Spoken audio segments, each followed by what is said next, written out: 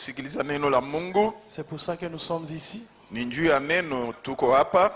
Pour écouter la parole. Ili kusikia neno. Amen.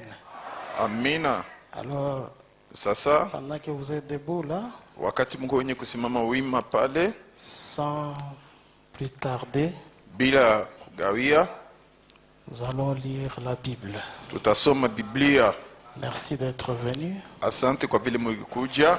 Et que Dieu vous bénisse pour cela. Na Mungu amibariki vile mlikuja. Nous allons prendre nos Bibles. Tutachukua Biblia zetu. Dans Luc au chapitre 8. Katika Luka sura yake ya 8. Nous allons juste dire petit quelque chose. Tutasema tu kakitu kamoja kadogo.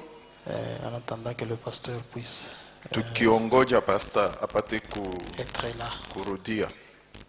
Amen. Amina. Nous lisons Luc chapitre 8. Tutasoma Luka sura yake ya 8. À partir du verset.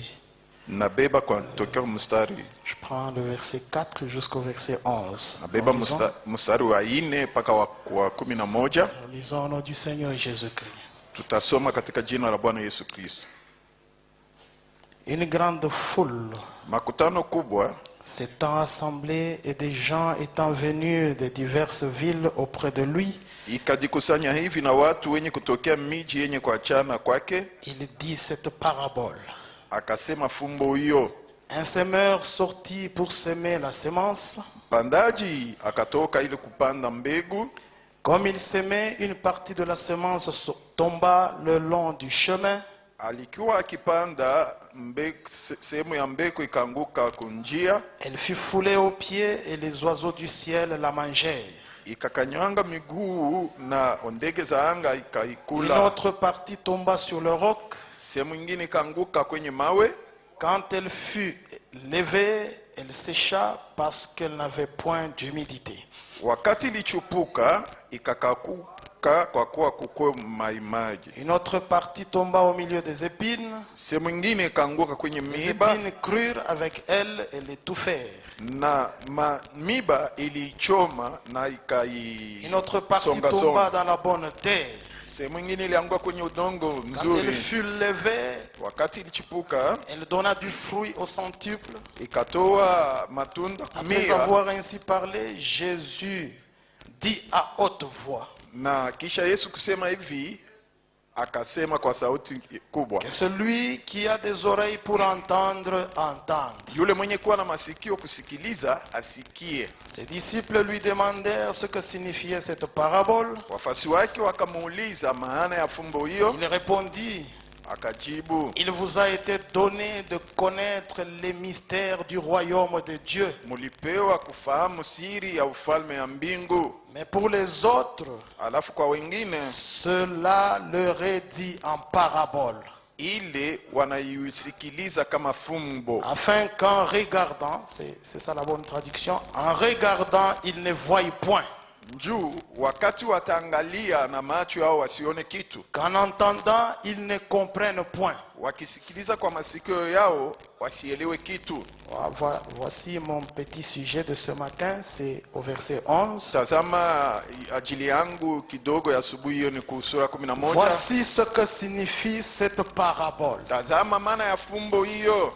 La semence, c'est la parole de Dieu. Mbego ndiyo neno la Mungu. Dieu notre Père, nous sommes dans ta maison encore ce matin. Viens nous parler et prendre la prééminence sur tout ce qui va se faire ici. Écarter le prédicateur et parler au cœur sincère alors que nous remettons tout entre tes mains, du début jusqu'à la fin, au nom de Jésus-Christ. Amen. Amen. Vous pouvez vous asseoir. Naweza kukaa. Le verset 11 dit, voici ce que signifie cette parabole. Mstari wa 11 unasema tazama maana ya fumbo hiyo. La semence, c'est la parole de Dieu. Mbego ndiyo neno la Mungu. Alors ceux qui écrivent, ils peuvent écrire ça. La semence, c'est la parole de Dieu. Wenye wanaandika wanaweza kuandika hiyo, mbego ndiyo neno la Mungu. Verset 10 et 11. Mstari wa 10 na wa 11. La Bible dit, Biblia inasema luji vinaanguka toka mbinguni et n'y retourne pas sans avoir arroser, féconder la terre et fait germer les plantes, haviwezi kurudia pasipo kumimia na kuleta mboleo sans avoir kuudongo, donné de la semence au semeur bila kumpa mlimaji mbegu et du pain à celui qui mange. na chakula kwa mwenye kula. Ainsi en est-il de ma parole Inakuwa hivyo hivyo na neno langu qui sort de ma bouche. yenye kutoka kinywani mwangu. Elle ne retourne point à moi sans effet, Haiwezi kurudia kwangu bila kutenda sans avoir kazi, exécuté ma volonté bila kutumikia mapenzi yangu et accompli mes desseins. na kutimiza mawazo yangu. Amen. Amina. Quelque chose de très spécial Sasa ce sina matin. na kitu J'aimerais partager avec vous ce verset 11 de Luc chapitre 8. kitu kia upekee ya asubuhi, alafu nataka kugawanya nani hiyo sura ya Où Luka Jésus dit la semence, kwenye Yesu anasema c'est la parole de Dieu. mbegu ndiyo neno la Mungu. Amen. Amina. Nous étions ici pendant les dernières semaines Tulikuja hapa mawiki yenye ilipita où nous avons vu avec le pasteur kwenye tuliona pamoja na 3 pastor sphères de l'église. hiyo sehemu tatu Et ya nous kanisa, avons tous opté pour l'église sublime, na sisi zote tulichagua kanisa ya qui juu est celle kabisa que na William mzuri, Branham aussi avait choisie. yenye kwa kanisa yenye William Branham naye pia alichagua. Et le Saint-Esprit nous a également parlé, Roho Mtakatifu alitusemezea nous pia appelant à avoir une vie digne de l'évangile, kutuita ili tuwe na maisha yenye kustahili Injili, par le renoncement des œuvres mortes kukatala matendo ya kufa et en se sacrifiant na kujitolea pour obtenir une couronne incorruptible. ili kupewa hiyo taji isipoharibikwa. Amen. Amina. Alors, Sasa là où nous avons lu, kwenye tulisoma dans Luc au chapitre 8, katika Luka sura yake 8, c'est Jésus qui parle à ses disciples. ni Yesu mwenye kusema kwa wafuasi wake, Il parle en parabole. anawasemea katika fumbo. La Bible dit, Biblia inasema beaucoup étaient venus de différentes villes. watu wengi walitokea kumiji yenye kwa chana chana, Ils sont venus écouter Jésus. walikuja kumsikiliza Yesu. Comme ce matin, chacun est sorti de chez lui. Kama vile asubuhi kila mmoja alitoka Je crois kwake que nous sommes nyumbani, ici Na pour bien. écouter kuwa Jésus-Christ. tuko hapa ili kumsikiliza Yesu Kristo. Ils étaient venus chacun de sa maison Walikuja kila mmoja toka nyumbani vers le mwake, Seigneur Jésus-Christ. wakikuja kwa Bwana Yesu Kristo. Mais là, Jésus s'est mis à leur parler en Na parabole. pale Yesu akaanza kuwahubiri, alafu katika fumbo Il donne la parabole que nous avons lue ici, anasema fumbo tunatoka mkusoma hapa, utilisant un langage énigmatique akisemea hii usemi que wa tout le monde kitendawili ne pouvait comprendre. ile watu wote wakuweza kuelewa.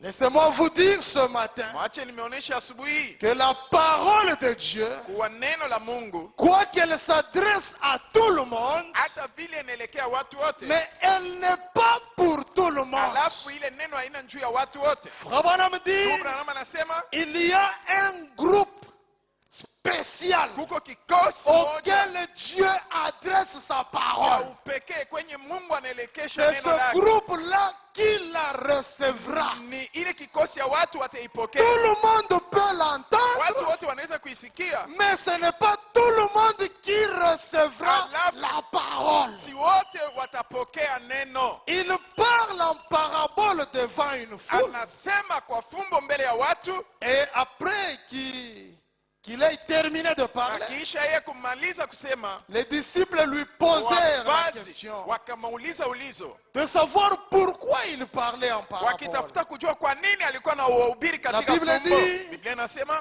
Jésus les appelle à côté.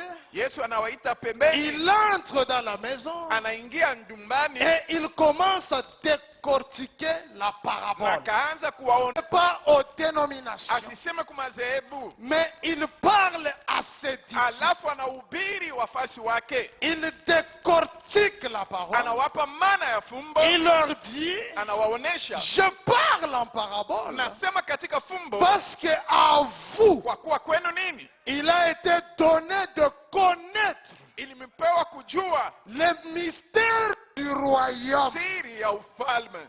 C'est ce qui vous a été donné de connaître ce matin. njo kenye mulipewa kujua asubuhi, Ce qui n'est pas donné à tout le monde. kenye kikupewa na watu wengine. Pendant que nous sommes réunis ici, Wakati tuko wenye kujikusanya hapa, il y en a qui sont au Vatican, kuko wenye kule kuvatikani, d'autres réunis autour d'un prêtre. wengine wenye kujikusanya kando kando wa mapadri. Mais à vous, Alafu kwenu nini? il a été donné de connaître les mystères. Mulipewa kufahamu masiri Ce que Dieu a révélé aujourd'hui. kenye Mungu alifunua leo. Jésus avait dit, Yesu alisema là où sera le corps, wenye kutakuwa mwili c'est là que s'assembleront les aigles. ndipo matai watajikusanya. Est-ce qu'il y a les aigles ici ce matin? Eti kuko matai hapa asubuhi? Est-ce que vous êtes là? Eti muko hapa?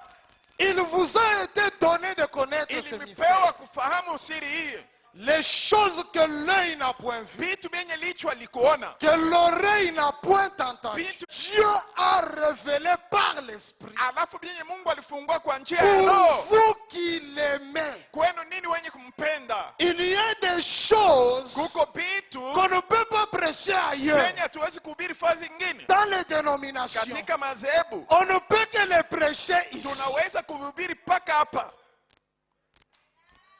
Comme je le disais, je Kama crois, vile quelque nilikuwa part à naisema Tenke, saa zingine fazi on ne moja peut pas kule présenter Tenke, cette photo ici au hatuwezi dénominationnel. kuonesha hii picture watu wa madhehebu, Parce que ça, c'est un niveau très élevé. kwa kuwa hiyo ni kipimo kia juu sana. Dieu photographié. Mungu mwenye kukamata picture Aujourd'hui, leo, quelqu'un est sorti d'entre les morts, mtu mmoja alitoka wafu, est apparu à sa fille alionekania binti wake pour lui donner l'adresse de là où était frère Branham. juu ya kumupa anwani kwenye ndugu Branham alikuwa iko Comment naishi. pouvez-vous parler de ça dans une Namna dénomination? gani unaweza kuhubiri hiyo katika sehemu Un homme moja? déjà mort Mtu mwenye kufa, qui prêchait mwenye alikuwa mhubiri pendant qu'il était vivant wakati alikuwa mzima, que Dieu enverrait le don de guérison à l'église. kuwa Mungu atatuma hiyo zawadi ya matunzo ya 20 kanisa. ans après, Miaka 20 baadaye il apparaît à sa fille anaonekania binti wake dans un songe, katika ndoto, alors que celle-ci avait un bébé malade,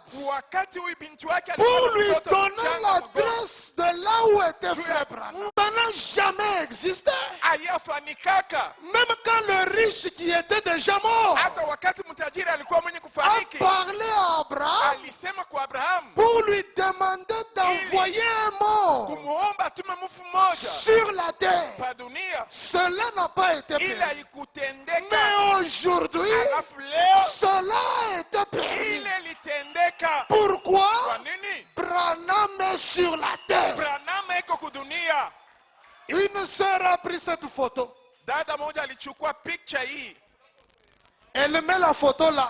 anaweka ile picha goti mbele ya Que picha celui qui hiyo. le croit, il dise Yule mwenye Amen. kuamini asema amina. Elle s'est agenouillée devant cette photo. Mbele ya picha hiyo, Branham dit, Branham anasema elle a prié. aliomba, Dit Seigneur, anasema Bwana, montre là où se trouve frère Branham. onesha pazi peke ndugu Branham Pour qu'il vienne prier pour mon mari malade. ili ajaombee mume wangu Écoutez, mgonjwa. elle s'est agenouillée Sikieni. devant cette photo. Alipiga magoti mbele ya picha hiyo Et elle a prié. na aliomba.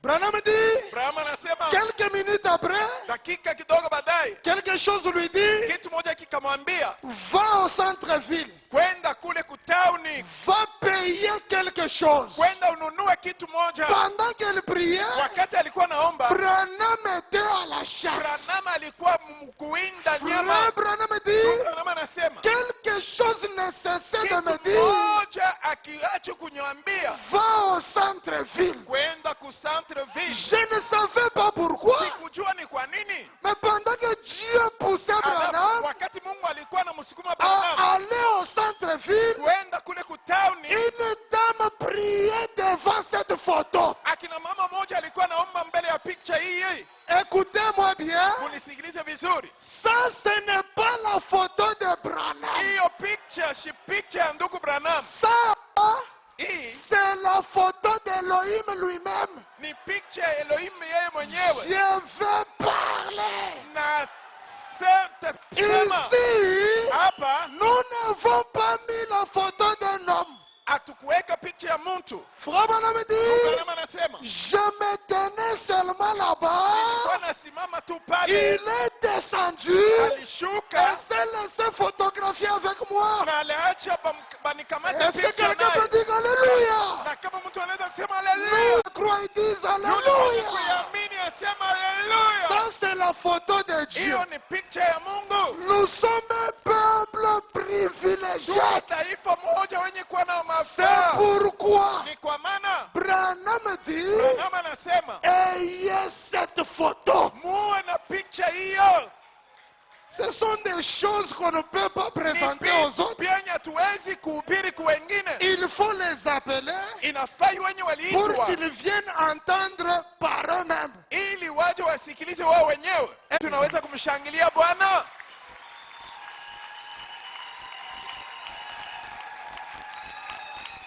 Dieu a fait. Na yote ambayo Mungu alifanya C'était parce qu'il nous aime. ni njuu alitupenda.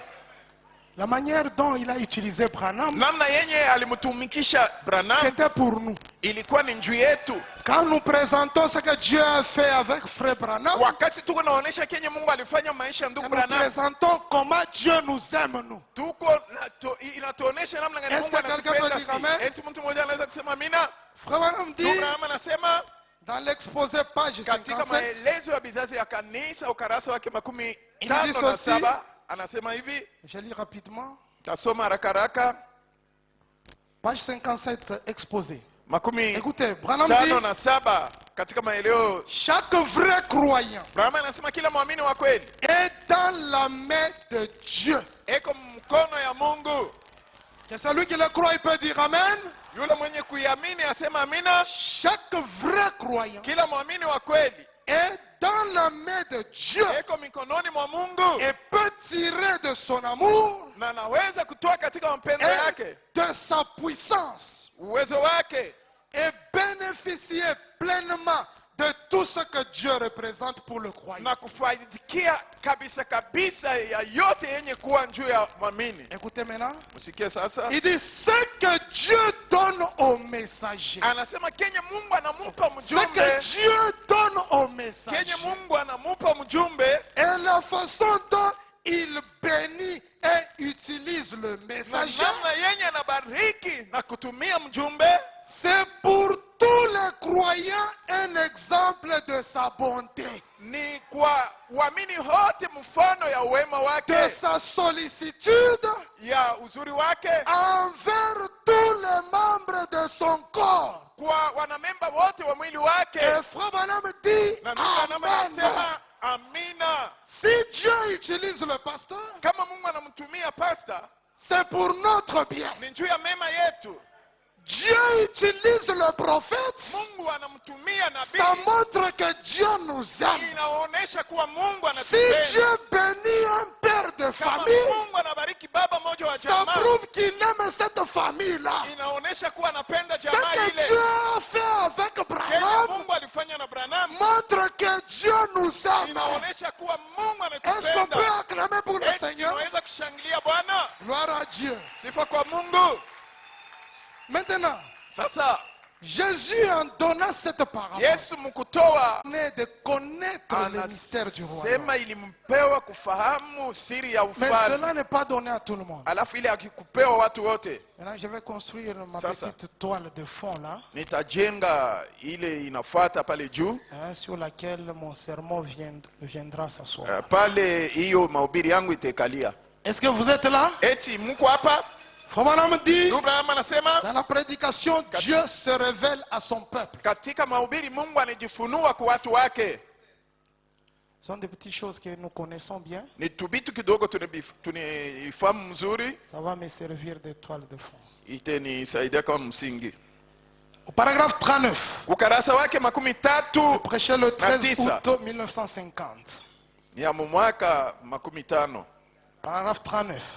Ukarasa wake makumi tatu na Le prophète dit tisa. ceci. Nabii anasema hivi, Il dit, anasema la parole est une sémence. neno ni mbegu. Est-ce que vous êtes là? Eti mko hapa? La parole de Dieu semence. Neno la Mungu ndiyo mbegu. C'est ça mon sujet. Njoo adili yangu. Il dit, est-ce vrai? Anasema ile ni kweli. La parole est une semence. Neno ni mbegu. Maman, est-ce vrai? Mama, eti ile ni ukweli? Si vous le croyez, dites Amen. Kama mnayaminia semeni amina. La parole est une semence. Neno ni mbegu. Est-ce vrai Eti ni kweli? qu'un semeur a semé Ile mpandaji alipanda et chaque semence na kila mbegu se reproduira selon son espèce? itazaana kuambatana na haina yayo. Quand nous plantons la parole de Dieu, Wakati tunapanda neno la elle Mungu, va reproduire la parole de Dieu. itazala neno la Mungu. Si vous plantez le maïs, Kama unapanda mihindi, vous devez récolter le maïs. unapasha kuivuna mihindi. Elle se reproduira Itazalana selon son espèce. kuambatana na haina yayo. Bwana me dit, Branham anasema si vous avez besoin du salut, kama unahitajia wokovu, voici la semence. mbegu ni hii. Est-ce qu'on peut agrandir un peu? Eti tunaweza kunenepesha kweli Si vous miandiko. avez besoin Kama mnahitajia du salut, wokovu, voici la semence. mbegu ni hii. Pourquoi? Kwa nini? La parole, c'est la semence du salut. Mbegu ndiyo neno ndiyo mbegu ya wokovu. Si vous avez besoin du salut, Ukihitajia wokovu, voici la semence. tazama mbegu, La parole de Dieu. neno la Mungu. Est-ce que quelqu'un peut dire Eti Amen? mtu mmoja anaweza kusema amina? Non, je ne suis pas là-bas. Hapana. Haina fazi ile Remontez un miko, peu. mpande iko. Voici la semence. Tazama mbegu. Je lis ici. Tasoma huko. Il dit, Anasema, si vous avez besoin de guérison, kama unahitajia matunzo, voici la semence. mbegu ni hii. Parce que la Bible dit, Kwa kuwa Biblia inasema il a envoyé la parole aliwatumia neno et la parole les guérit. na neno ikawaponya. Le salut se trouve dans la parole de Dieu. Wokovu iko katika neno la Mungu. La guérison se Matunzo. trouve dans la parole de Dieu. Matunzo iko katika neno la Mungu. Tout ce que vous cherchez se trouve dans la parole de Dieu. Yote ambayo Mungu natafuta iko La neno la Mungu. parole, c'est la semence Neno ni mbegu de tout ce que vous cherchez. ya vitu vyote C'est la mnavyovitafuta. semence du salut. Ni mbegu C'est ya la wokovu. semence de la Ni guérison. mbegu ya matunzo. Si vous avez besoin de tout ça, Kama unahitaji hivi vyote, prenez la parole de Dieu. uichukue neno la Mungu. Pas n'importe quelle parole, Haizuru neno mais le yoyote, message du temps de la fin. alafu ujumbe ya wakati ya mwisho. Frère dit, Branham anasema la parole de Dieu neno la Mungu est une semence. inakuwa mbegu. Placez-la dans votre cœur. Uitie katika moyo wako. Placez-la dans votre cœur. Uitie neno katika moyo wako. Cette parole qu'on prêche ici, Hiyo neno tuko na ubiri hapa c'est pour que vous la placiez dans votre ni cœur. juu upate kuitia moyo wako. Le lieu où doit entrer la parole, Faazi penye panapasha kuingia neno c'est dans votre cœur. ni katika moyo wako. La parole est une semence, Neno ni mbegu mais placez-la dans votre cœur. na uitie neno moyo wako. Est-ce que quelqu'un peut dire Amen? Eti mtu mmoja anaweza kusema amina?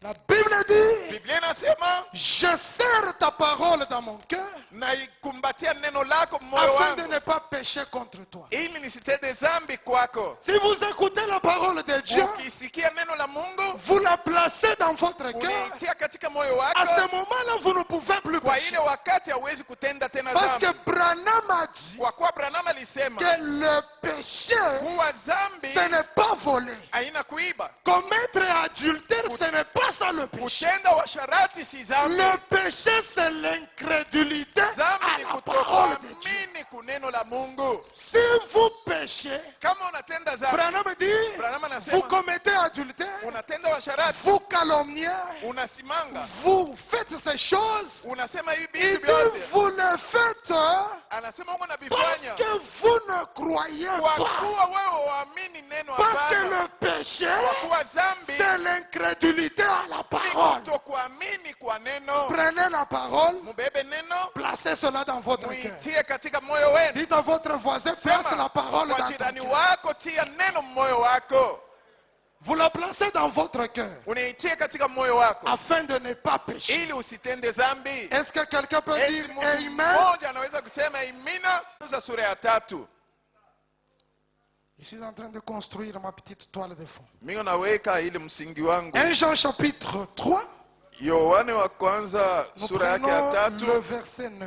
tutabeba mstari wake wa 9.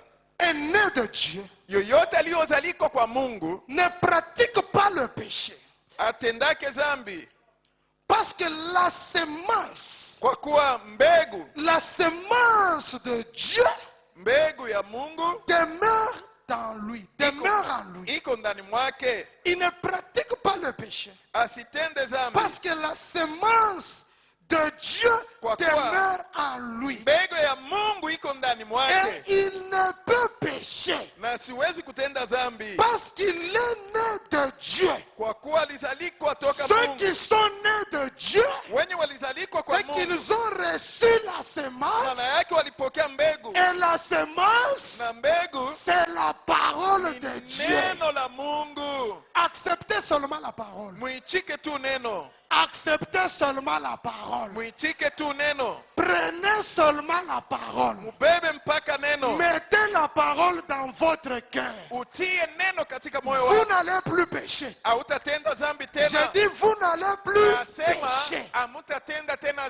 Vous dhambi. pouvez commettre des erreurs, Unaweza kutenda makosa, mais grâce à la semence, alafu juu ya mbegu, grâce à la parole de Dieu, juu ya neno la Mungu, vous ne pécherez plus. hamutatenda tena dhambi. Chaque mot de cette parole, Kila msemo wa neno hii, Branham dit, c'est une semence Branham anasema ni mbegu qui doit être reçue dans votre cœur. yenye inapasha kupokelewa moyo wenu. La semence, c'est la parole de Dieu. Mbegu ni neno la Mungu. Si tu es malade, Kama wewe ni mgonjwa, prends seulement la semence de la guérison. chukua tu mbegu ya matunzo. Si tu es triste, Kama uko na huzuni, la parole, c'est la semence de la paix. neno ndiyo La mbegu ya parole, c'est imani. la semence de la joie. Neno ndiyo mbegu ya furaha, mbegu Tout ce ya que uwema. vous cherchez Yote ambayo se mnatafuta trouve dans cette iko parole. ndani ya neno hii. Est-ce que quelqu'un peut dire Eti, Alléluia? mtu mmoja anaweza kusema haleluya.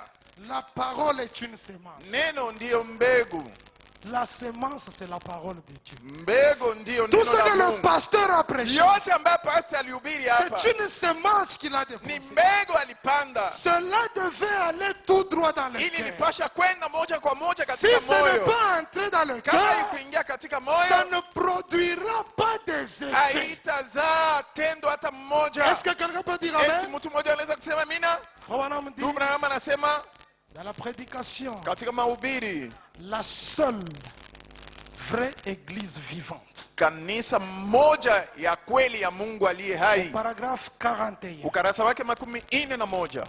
La seule vraie église vivante. Kanisa moja ya kweli ya Mungu aliye hai. 27 juillet 51. Tarehe 27 mwezi wa 7 nasema Dieu ne vaut pas plus que sa parole. Mungu si mkubwa kushindia neno lake, Parce que la Bible dit, kwa kuwa Biblia inasema au commencement était la parole, katika mwanzo ilikuwa neno, la parole était avec neno Dieu ilikuwa pamoja na Mungu et la parole était Dieu. na neno ilikuwa Mungu. Dieu ne vaut pas plus que la parole. Mungu si mkubwa kuliko neno Il lake, ne vaut pas plus que sa parole. si mkubwa kuliko neno lake. Si sa parole ne vaut rien, Kama neno yake haina na bei, alors il ne vaut rien. sasa yeye Mungu hana na bei.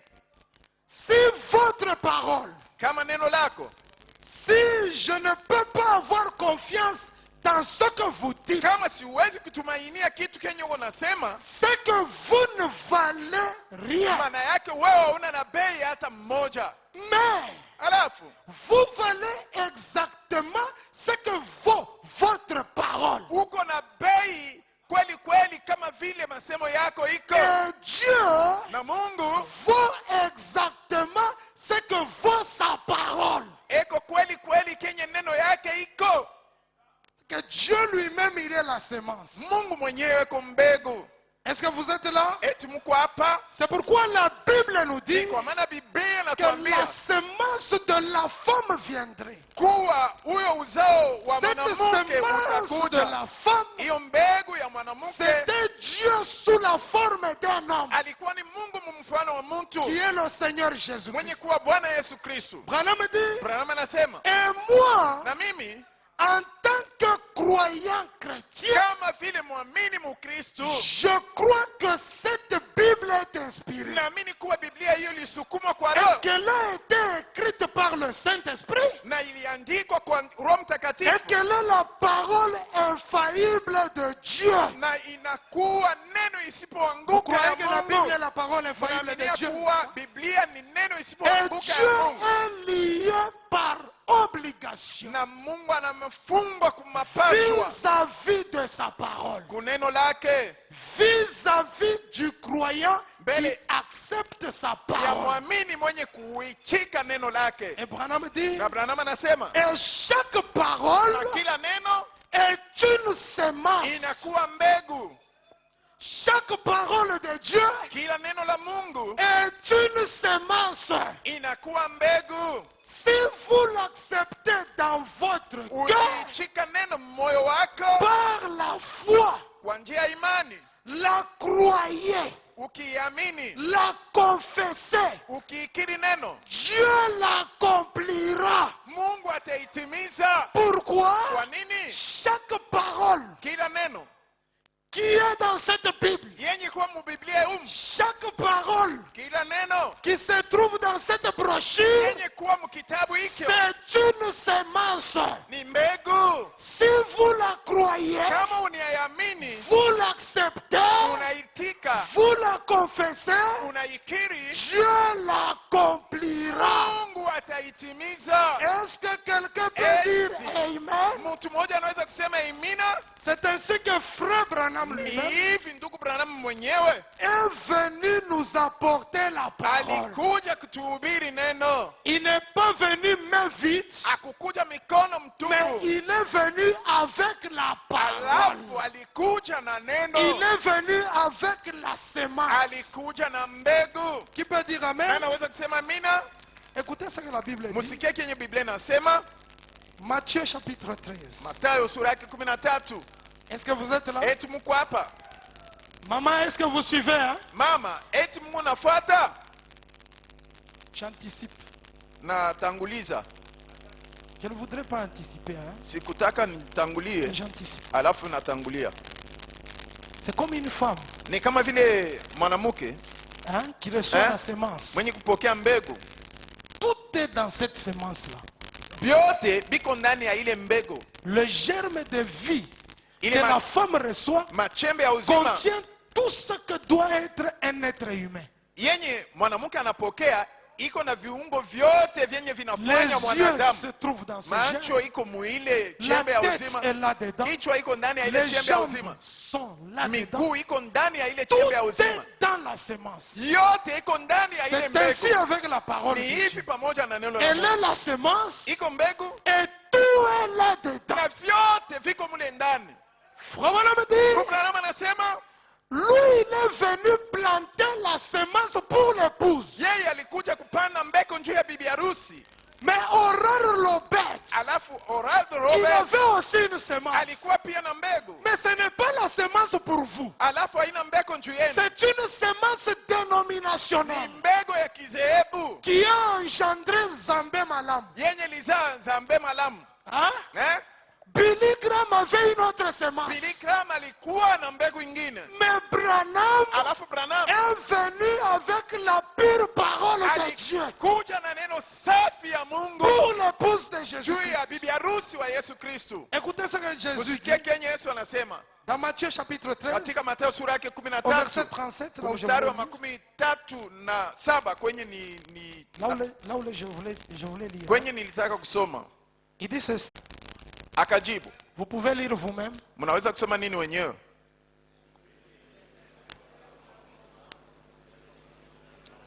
Qui Qui sème la bonne sémence? Nani eko napanda mbegu mzuri? Maintenant je vous pose la question, c'est qui le Sasa fils de l'homme? mina miuliza mwana wa mutu ni nani?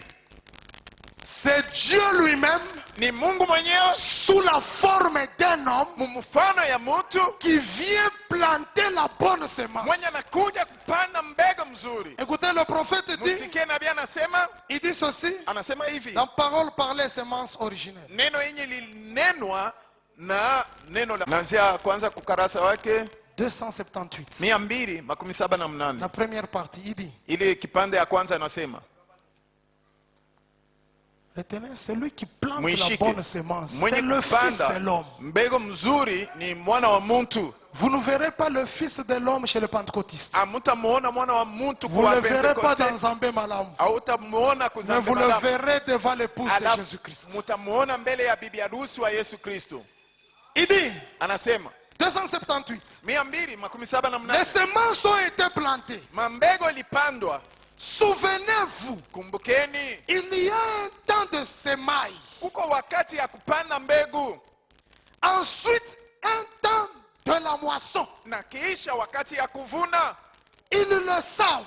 Wanaijua, Hein, les cultivateurs le savent. walimaji wanajua ile, Ils l'ont dit. Très bien. waliisema mzuri. Or, Japo des semences de 3 espèces différentes ile mambego ya aina tatu ya ont kuachana été plantées. ilipandwa,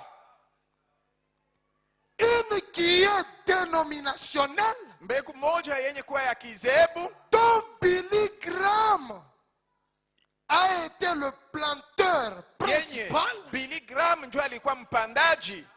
Oral Robert, Oral Robert lui, yeye pour les pentecôtistes. alikuwa juu ya Wapentekotiste. La semence pentecôtiste a été plantée. Mbegu ya Kipentekoste ilioteshwa. C'est de l'organisation que je parle. Ni là. matayarisho, matengenezo yenye mingo nasema. Et puis, Na kisha la parole neno a été plantée. ilipandwa. Maintenant, Sasa il faudra comprendre, mes amis. inafai kuelewa rafiki zangu. Ceci, je n'en reparlerai plus. Hii sitaisema mara nyingine tena, À moins que Dieu me dise de le ila faire. tu Mungu anionyeshe Je veux que kuisema. vous saisissez Nata- très bien ceci. Taka msikilize vizuri hii. 3 semences ont été plantées. Mbegu tatu ilipandwa. Mais la semence dont je parle ici, Alafu mbegu yenye mingo nasemea c'est celle hapa qui est venue avec Frère Branham. ni yenye ililetwa na ndugu Branham. Revenez au paragraphe 119. Turudie ku karasa wake 119. Paragraphe 119. 119. Est-ce que vous êtes là? Eti mko hapa? Frère Branham dit, Ndugu Branham anasema, ma mission, kazi yangu je crois, naamini pour laquelle Dieu m'a appelé. yenye Mungu alinitia, Je devrais dire des choses personnelles aujourd'hui. nilipasha kusema vitu vya upekee leo. En effet, Kwa kusema je vous avais dit que j'allais le faire. nilimitangulia kumwambia kwa nitaifanya. Voyez-vous, Naona et que j'allais le dire Na- au monde entier. nilipasha kuisema kudunia La mzima, mission de Frère Branham, kazi ya ndugu Branham pour laquelle Dieu l'a appelé, yenye Mungu alimuitia, il veut le dire au monde entier. anataka kuisema kudunia mzima. Il dit ceci, Anasema hivi, il dit, anasema ma mission, kazi yangu je crois, naamini sur terre. hapa pa dunia C'est quoi? ni kitu gani? C'est d'être le précurseur de la parole qui doit venir. Ni kuwa mtangulizi wa neno yenye lipasha kuja. Voyez-vous, Unaona, la parole qui doit venir, neno yenye napasha kuja c'est-à-dire Christ. ni kusema Kristu. Je suis en train de construire ma toile de fond. Miko natia msingi Vous wangu, allez comprendre par la suite mutaelewa nyuma que la semence, en fait, kuwa mbegu mkusema mzuri c'est Christ. ni Kristu. Christ lui-même. Kristu yeye mwenyewe Il est la semence de la femme. eko mbegu wala Et uzao wa il est mwanamke la parole de Dieu. na eko neno la Maman, Mungu. dites d'abord Amen. Mama, mseme kwanza amina huko. La parole de Dieu, Neno la Mungu c'est Christ. ni Kristu. Branham Est venu nous apporter Christ. alikuja kutuletea Christ Kristo. qui est la semence. Kristo mwenye kuwa Et mbegu. cette semence doit entrer dans le Na cœur. mbegu hiyo inapasha kuingia katika moyo. Maintenant, il dit ceci. Sasa anasema hivi, Continuez là-bas. tuendelee kule. Il dit, Anasema et c'est Christ na ni Kristo en lui. ndani yake, Hein?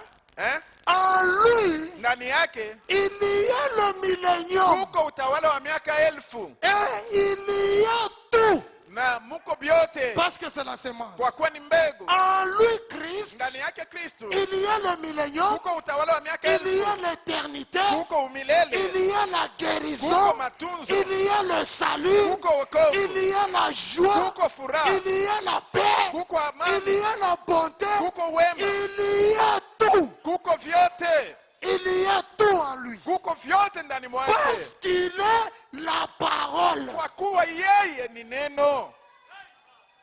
Est-ce que quelqu'un peut dire Eti, Alléluia? mtu mmoja anaweza kusema haleluya. En Christ, il y a tout. Ndani ya Kristo mko vyote. C'est pourquoi Ni kwa maana nous n'avons que Christ. tuko paka na Kristo, Nous n'avons pas autre chose que nous cherchons. hatuna na kitu kingine Nous tunachotafuta. cherchons d'abord Christ. Natafuta kwanza Parce Kristo, que tout ce dont vous kwa avez kuwa besoin yote ambayo se unahitajia trouve en iko Christ. ndani ya Kristo. Et quand Christ entre en Na vous, wakati Kristo anaingia ndani alors mwako, vous recevez tout ce dont vous avez besoin. pale sasa unapokea yote Est-ce unahitajia. que quelqu'un peut dire Amen? Mtu mmoja anaweza kusema amen. Dans la semence, Katika mbegu il y a les racines. kuko mizizi. Est-ce que vous suivez? Eti mnafuata, Dans une semence, ndani ya mbegu mmoja il y a les racines. muko mizizi, Dans la semence, katika mbegu il y a la tige. muko hiyo muti, Dans une semence, ndani ya mbegu mmoja il y a la vie. muko uzima. Est-ce que quelqu'un peut dire Amen? Eti mtu mmoja anaweza kusema amina. Dans la Ndani ya semence, mbegu il y a les fleurs. kuko maua, Dans une semence, ndani ya mbegu il y a les fruits. kuko matunda. Tout est là dans la semence. Yote iko mule ndani ya C'est pourquoi mbegu. dans la parole, Ni kwa maana katika neno il y a la foi. kuko imani. La Bible dit, Biblia inasema la foi vient de ce que l'on entend. imani inatoka kwenye Et ce que l'on tunasikia, entend vient de la parole na de kenye Dieu. tunasikiliza kinatokea Dans kuneno ce la Mungu. message, il y a la foi. Muhii ujumbe muko imani, Dans ce message, il y a la vertu.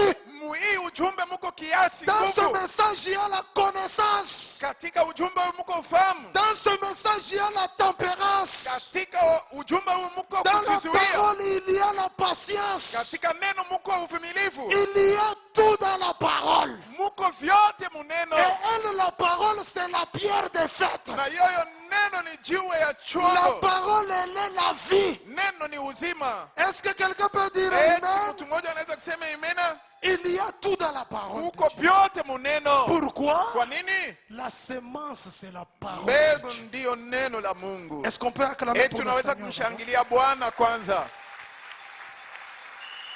La semence, c'est la parole. Mbegu ni neno la Mungu. Chapitre 1er, verset 4. Yohane sura yake ya kwanza mstari wa 4.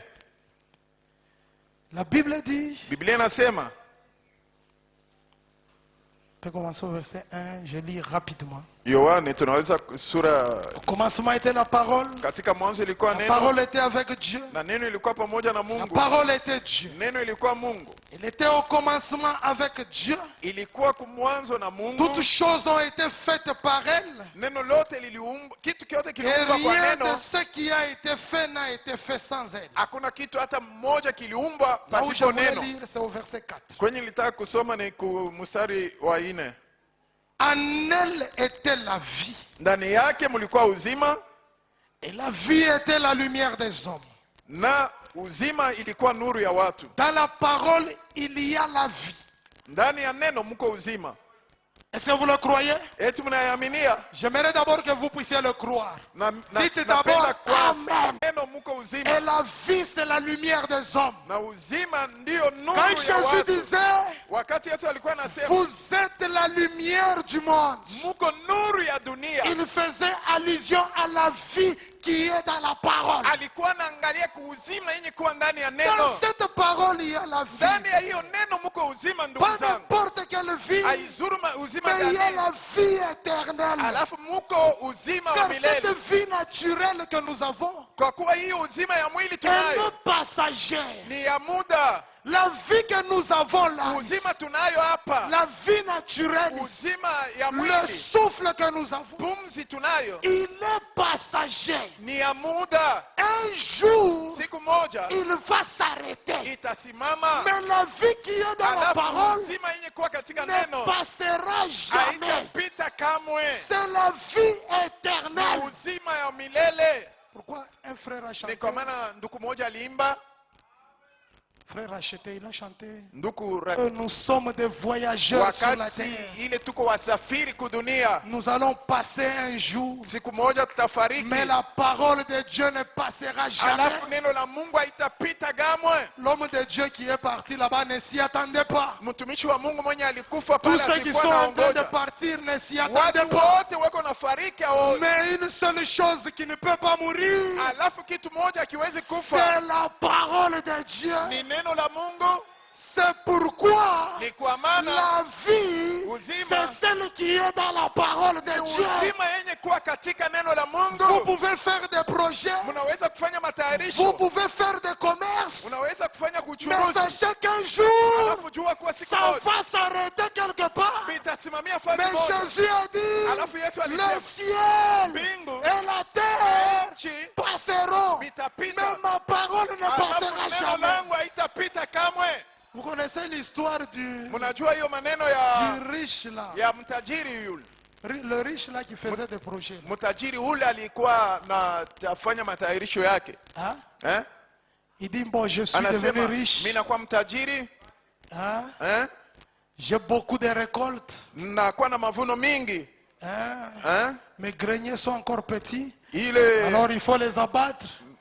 Il faut construire des inapasha gros greniers kuipomoa na kuijenga hein, mikubwa pour eh? que je les observe. Ili nipate kuiangalia. Alors je pourrais dire Sasa naweza kusema à moi-même, mimi mwenyewe, mon cœur, tu peux manger, moyo wangu unaweza kula, hein, tu peux boire, unaweza kunywa, tu peux te rassasier, unaweza tu kushiba, peux faire tout ce que tu veux. unaweza kufanya yote unataka. Et la Bible dit, Na Biblia inasema cette même nuit-là, usiku ule ule Dieu lui dit, Mungu akamwambia insensé, mbumbafu, cette nuit même, usiku huyu mwenyewe ton souffle te sera redemandé. pumzi yako Nous itakutoa.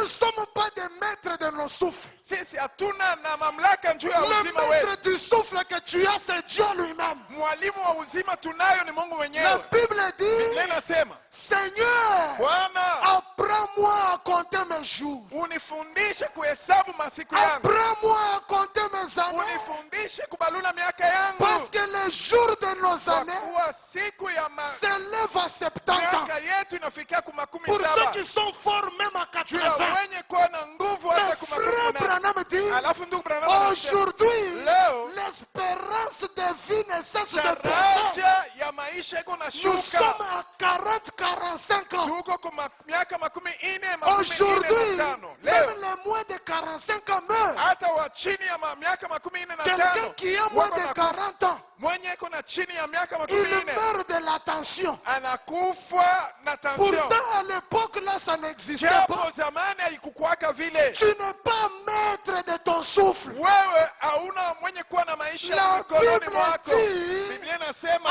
enseigne-moi à compter mes jours nifundishe kuhesabu siku afin zangu que je tourne ma face à la sagesse. ili nipate kuangalia Et la hekima. sagesse, c'est la parole Na de Dieu. hekima ni neno la Mungu. Prenez seulement la parole. Mbebe mpaka neno. Jésus a dit, Yesu alisema celui qui croit en yule moi mwenye kuniamini vivra même s'il meurt. ataishi hata anafariki. Celui qui croit dans la Yule parole mwenye de Dieu, kuamini katika neno la même Mungu s'il meurt aujourd'hui, hata akikufa il leo a la vie éternelle. eko na uzima wa milele. Un autre jour, ça sera telle sœur, Siku ingine itakuwa ni sera dada tel fulani, frère, itakuwa ni ndugu ça sera fulani, telle autre itakuwa personne. huyu mtu mwingine. C'est de l'autre côté que vous vous retrouvez devant la Ni réalité. kule ngambo ingine utasimama sasa mbele ya Mais pendant ukweli. qu'il est encore temps, Wakati ile saa ingariki, chercher la sémence. tafuta mbegu Qu'elle entre en vous. ipate kuingia Qu'elle ndani mwako, grandisse en vous. ikomee ndani mwako, Qu'elle produise les fruits en vous. izale matunda ndani mwako. Est-ce que quelqu'un peut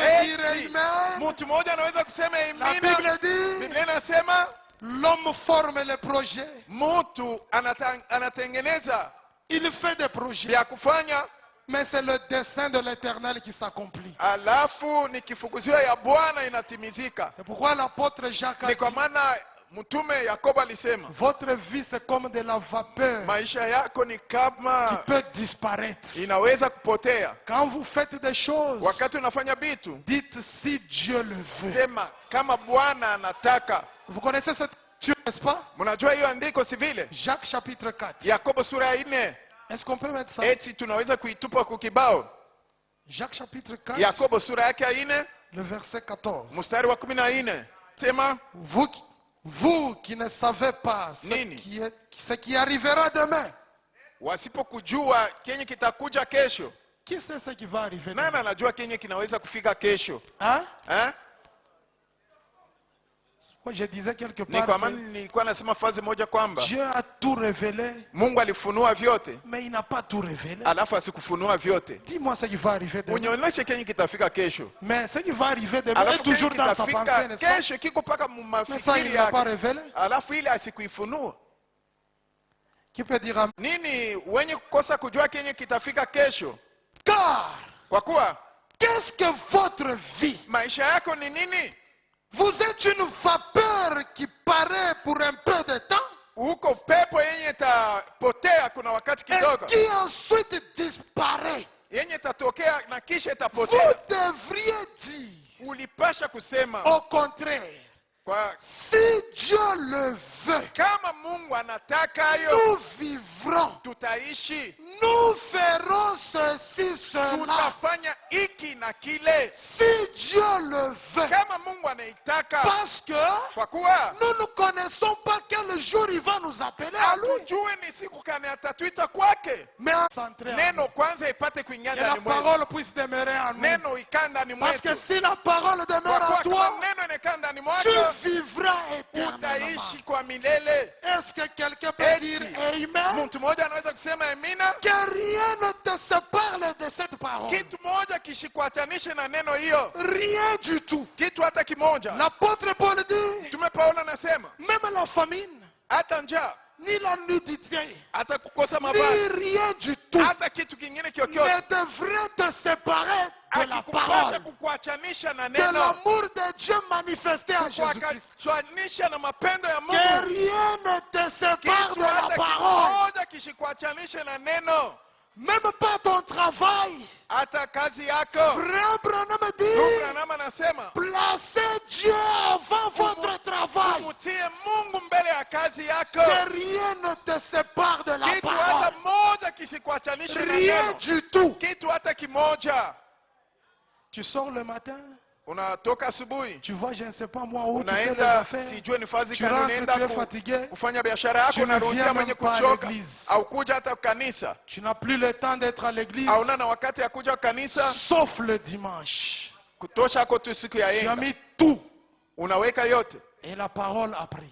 na neno Tout avant. yote unaweka L'argent mbele, avant. pesa mbele, Les affaires avant. biashara yako mbele, La parole a pris. neno nyuma. Mais la Bible dit, Alafu Biblia inasema en vain vous levez-vous tôt le matin kwa bure mnaamuka asubuhi et vous kabisa couchez-vous tard dans la nuit. na mnarudi kulala saa ya Vous nyuma mangez le usiku, pain de douleur. unakula chakula ya Mais maumivu. Dieu, Alafu Mungu il en donne autant à ses bien-aimés pendant leur sommeil. nawapatia chakula mingi watoto wake Il wakati y a des weko gens, nalala, pendant qu'ils sont en train de dormir, Wakati- Dieu travaille. weko wenye kulala, Mungu weko natumika. Pourquoi la Bible dit, Kwa maana Biblia inasema à chaque jour suffit sa peine. kila siku inatengeneza mwenyewe. Posez la question aux enfants d'Israël. Muulize watoto wa Ils Israeli, vous diront qu'ils dormaient. watameonyesha kuwa walikuwa Le matin, usingizi. ils trouvaient la manne. Asubuhi walikuwa napata manu. Hein? Ha? Je n'ai pas dit qu'il ne faut pas travailler. Sikusema kuwa haipashi Mais kwenda mettez kutumika. Dieu en premier. Alafu mweke Mungu pafazi ya Mettez kwanza. la parole en premier. Mweke neno la Mungu mbele. Placez l'arche en premier. Mweke sanduku ya agano mbele. Car c'est la semence Kwa de Dieu. kuwa ni mbegu ya Est-ce Mungu. que quelqu'un peut Eti. dire Amen? Mtu mmoja anaweza kusema amina? Écoutez ce que Frère Branham est en train de dire. Kenye ndugu Branham eko nasema hapa. Oh là là. Oh my. Il dit ceci. Anasema hivyo Dans la prédication, katika mahubiri, le signe de la sémence du temps de la fin. alama ya mbego ya wakati ya mwisho. Il dit ceci. Anasema hivi,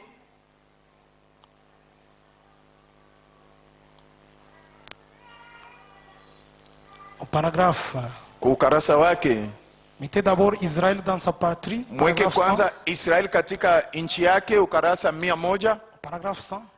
Ukarasa 100. Frère Branham dit, Ndugu Branham anasema, mon frère, ma soeur, ndugu yangu na dada yangu, si vous placez Dieu en premier, ukimtia Mungu pafazi ya kwanza, dans chaque chose que vous faites, mukila kitu munachofanya, vous devez bien vous en sortir. utatembea vizuri. Si vous placez Dieu en premier, Ukitia Mungu fazi ya kwanza, hein, dans chaque chose que mukila vous faites, kitu munafanya, vous devez bien vous en sortir. mutaweza vizuri. Placez Dieu en premier, Umutie Mungu fazi ya kwanza, vous allez bien vous en sortir. utaweza vizuri. Et dans le signe de la sémence du temps de Na la fin, katika paragraphe 71, alama ya mbegu ya wakati ya mwisho 71, il dit makumi ceci. 71 anasema hivi, Il dit, écoutez, anasema sikieni, oh là là, Frère Branham dit, ndugu Branham anasema 71, makumi 71, il dit, que dit anasema Élie Elia anasema nini à la femme chez qui il a kwa huyu mke kwenye et qui n'avait rien qu'une poignée de farine. na mwenye asikuwe na kitu Il isipokuwa dit, unga fais-moi kidogo. d'abord un gâteau Anasema unichomee kwanza gato et va ensuite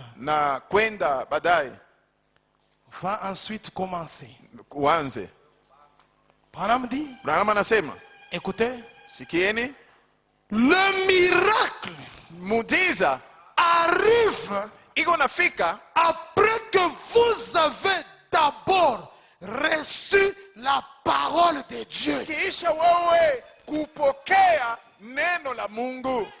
Le miracle que vous cherchez Miujiza unayotafuta viendra itakuja après que vous avez reçu d'abord la parole de Dieu. kiisha wewe kwanza kupokea neno la Mungu. Recevez d'abord la parole, Pokeeni kwanza neno, le miracle viendra. muujiza itafata.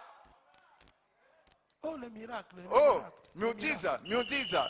Non, reçois d'abord la Hapana, semence. kwanza pokea Le mbegu, miracle va suivre. miujiza itafata. Et Branham dit, Na Branham le anasema miracle arrive miujiza iko nafika après que vous avez d'abord reçu la kisha parole de wewe Dieu. kwanza kupokea neno la Mungu. Commencez par croire la parole de Dieu. Anzie hapo kuaminia neno la Et Mungu, alors, na hapo sasa le miracle miujiza arrive itafika sur base de la parole. kuambatana na neno, Parce que la kwa parole kuwa neno est la semence qui produit les miracles. inakuwa na mbegu yenye kuzaa miujiza. Vous devez d'abord recevoir la parole. Unapasha kwanza kupokea neno. On reçoit d'abord la parole, Unapokea kwanza neno ensuite les miracles vont suivre. na kisha muujiza itafata. Est-ce que tu peux lui dire, reçois d'abord la parole, Eti unaweza kumwambia pokea kwanza neno ensuite les miracles vont suivre. na kisha muujiza itafata. Parce que la parole, c'est la semence qui Kwa produit les kuwa miracles. neno ni mbegu yenye kuzaa miujiza. Si vous le croyez, dites Kama Amen. unayaminia, jibia amina.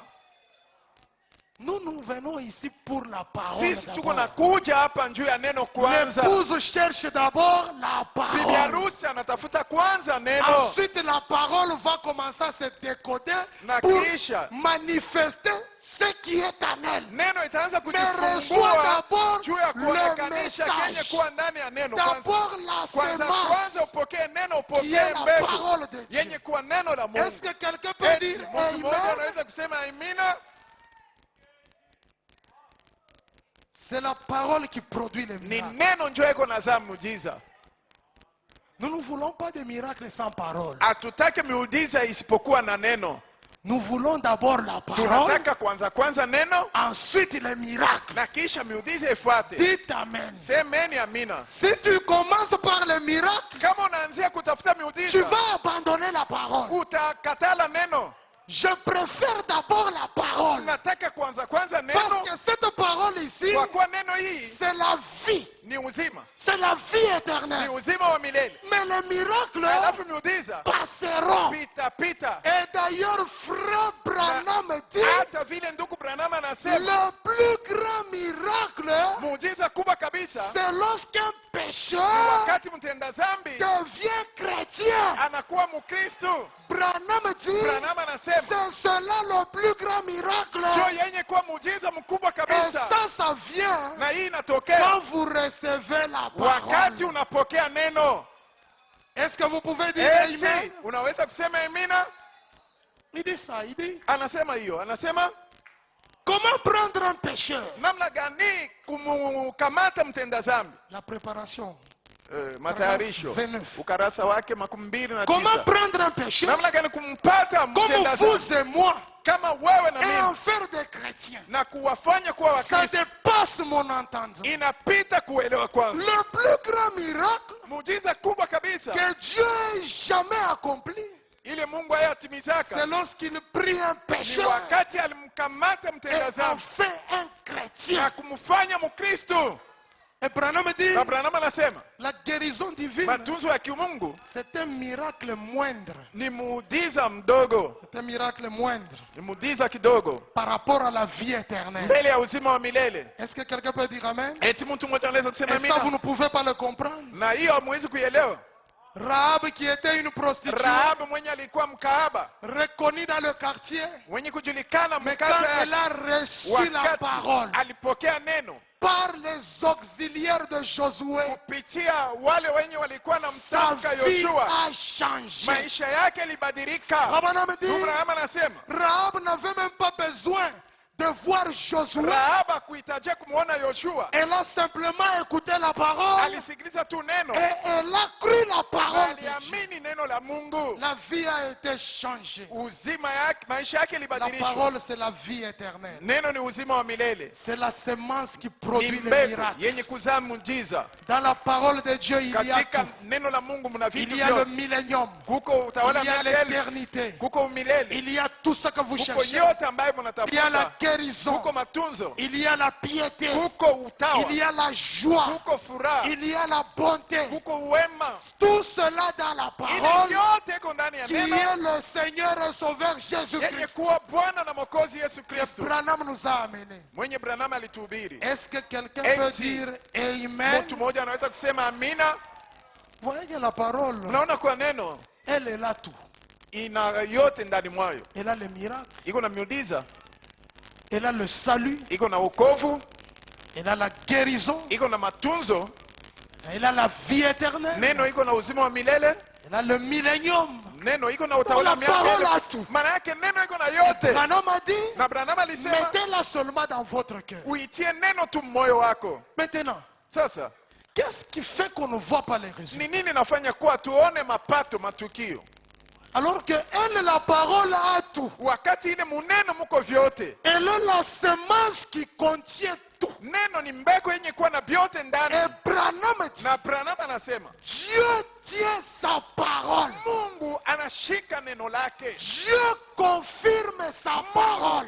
anahakikisha neno lake, Il prouve sa parole. anaihakikisha neno Frère lake. Branham dit, Ndugu Branham anasema ce message ujumbe hii a été authentifié comme vrai ilionekanishwa kuwa ukweli par Dieu lui-même, kwa Mungu mwenyewe, même par l'Église, hata kwa kanisa, même par la science, hata sayansi, même les morts hata wafu ont accepté que ce message est vrai. walikubali kuwa ujumbe huu Même ni les ukweli. animaux Hata wanyama ont accepté que le message est vrai. walikubali kuwa ujumbe hii ni Le ukweli. message est vrai. Ujumbe ni ukweli Et tout est dans le message. na yote iko ndani ya ujumbe.